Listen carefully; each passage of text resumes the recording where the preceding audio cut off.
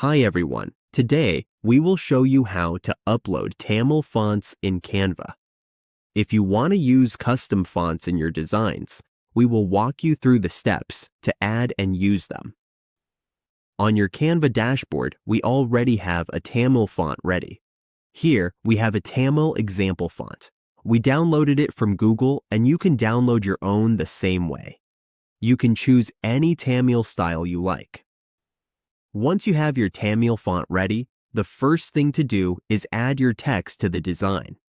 Just insert a text box. Then, if you want to change the text to Tamil, click on the text box and then click the font option at the top of your toolbar. At the bottom of the font list, you will see the option to upload a font. If you click this, it will let you upload your own font. All you need to do is upload the font file. Keep in mind, we are not able to upload a font here because we do not have a Canva Pro or Canva for Teams account. This feature is only available on those paid plans. But if you do have one, simply click the file, then find the Tamil font you downloaded and click Upload. Once the upload is complete, you can select it from the font list and apply it to your text box right away.